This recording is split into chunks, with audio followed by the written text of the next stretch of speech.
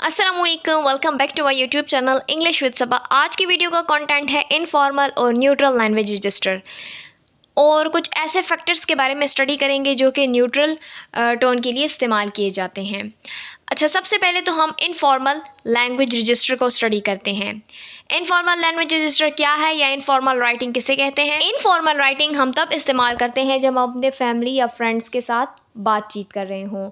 इस तरीके से इनफॉर्मल राइटिंग उनके लिए यूज़ की जाती है जिनको हम बहुत अच्छे तरीके से जानते हों। इनफॉर्मल राइटिंग इंक्लूड्स, इसमें कौन कौन सी चीज़ें शामिल हैं? Personal emails, phone text, short notes, friendly letters, most blogs, diaries या जर्नल्स। इसके बाद ये बताया गया है कि इनफॉर्मल राइटिंग में हम इन चीज़ों का इस्तेमाल कर सकते हैं। इनफॉर्मल राइटिंग में हम किन किन चीज़ों का इस्तेमाल कर सकते हैं ये भी आपको यहाँ पे मेंशन है। स्लैंग एंड क्लैचेस, इसी तरीके से figurative language, symbols, abbreviations, acronyms, incomplete sentences, इसके अलावा short sentences, second third person, paragraph हो या ना हो फिर भी पॉसिबल है, jokes, personal opinions, extra punctuations, जिस तरीके से यहाँ पे आपको एग्जांपल दिया है हाय बॉब, और उसके बाद पंक्चुएशन मार्क लगा दिया गया है। एक्टिव या पैसिव दोनों वॉइसेस में आप सेंटेंस को लिख सकते हैं। यानी इनफॉर्मल लैंग्वेज रजिस्टर जो है उसमें रिस्ट्रिक्शंस इतनी नहीं है जितनी कि फॉर्मल में, क्योंकि वो उसमें बिजनेस लेटर्स थे, ऑफिशियल स्पीच और इस तरीके से अनाउंसमेंट, ईमेल्स वगैरह। तो यहाँ पर जो है ऐसा कोई मसला नहीं है इनफॉर्मल लैंग्वेज रजिस्टर में। इसके बाद हम स्टडी करते हैं न्यूट्रल लैंग्वेज रजिस्टर को। न्यूट्रल लैंग्वेज रजिस्टर फैक्ट्स को डिलीवर करता है, इसके साथ जो नॉन इमोशनल टॉपिक्स होते हैं या इंफॉर्मेशन शेयर करनी होती है उसमें इसका इस्तेमाल किया जाता है। न्यूट्रल रजिस्टर वो बिल्कुल फॉर्मल रजिस्टर की तरह यानी सिमिलर है उसकी तरह, पर इनका मेन डिफरेंस जो है वो लेवल ऑफ एक्सेसिबिलिटी का है, यानी समझने का, रसाई का।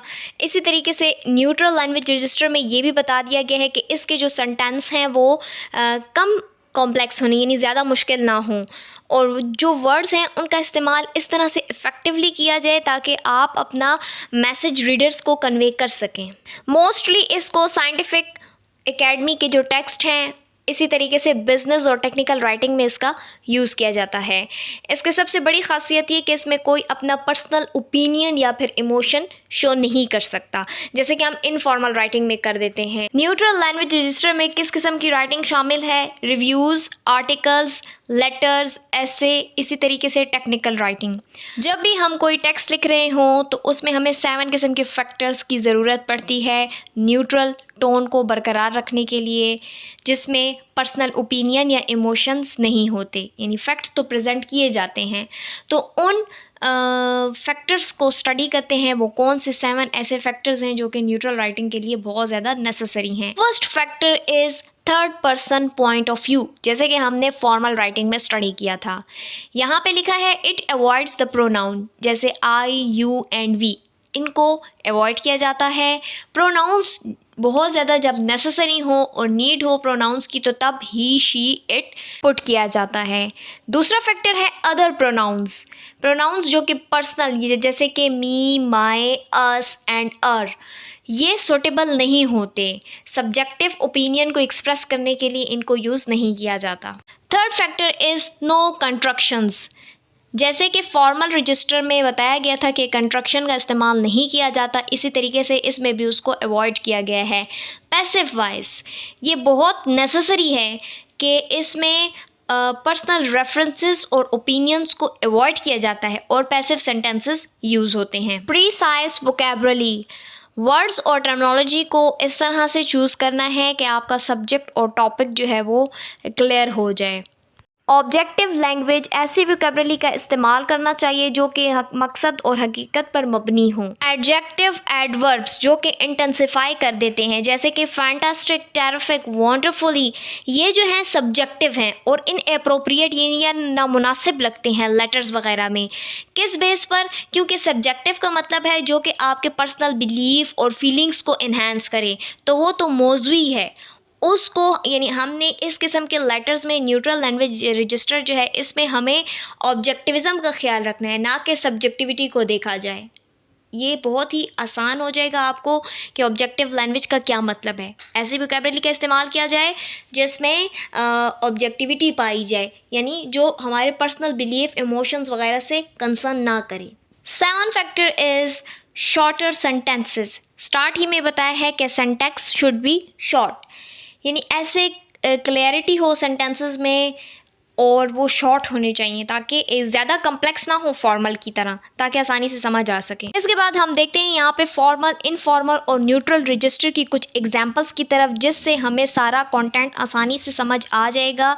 इसमें सबसे पहले है I have found 20 mentions of climate change in the new report.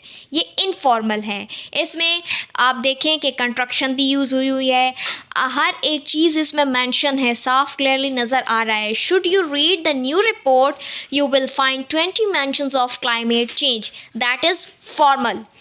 Now next is 20 mentions of climate change are contained in the new report. ये आप देख लें पैसिव सेंटेंस है, किस तरीके से इसको लिखा है जो कि न्यूट्रल है। नेक्स्ट एग्जाम्पल को देख लें। What I would suggest you do if your computer seems slow is to restart it. When I am having this issue, it always works. That is informal. आप देख लें सेंटेंस के sequence को भी, apostrophe भी यूज़ हुई है, कंट्रक्शंस भी यूज़ हो रहे हैं, कॉमा, फुल स्टॉप, यानी एवरीथिंग जो है वो इनफॉर्मली है, बस क्लियरली समझ आ रही है। If you have performance issues with your computer, restarting it is often the solution. ये फॉर्मल है। नेक्स्ट है performance issues with computers are often resolved with a restart. That is neutral.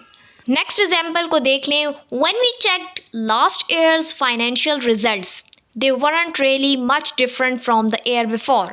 Informal है। Our conclusion is that we believe the financial results for last year were similar to the proceeding year. The financial results for last year were similar to the preceding year. It's neutral. In example से ये show हो गया है कि neutral form जो है उसमें personal pronouns, constructions और कंडीशंस इंक्लूडेड नहीं हैं। हाउएवर ऑफनली पैसिव फॉर्म में लिखा गया है क्योंकि कोई पर्सनल ओपिनियन और कंक्लूजन शामिल ना हो। तो ये थी आज की वीडियो। उम्मीद है स्टूडेंट्स कि आपको अच्छे तरीके से समझ आ गई होगी लैंग्वेज रजिस्टर, उसके बाद उसकी टाइप्स, फिर फॉर्मल, इनफॉर्मल और न्यूट्रल रजिस्टर्स में जिन चीज़ों को अवॉइड करना था, उन रूल्स की, उन फैक्टर्स की explanation. Thank you so much for watching the video. If you like the video, give huge thumbs up. Kindly subscribe my channel for such updates and see you in the next lecture. Take care of yourself. Allah Hafiz.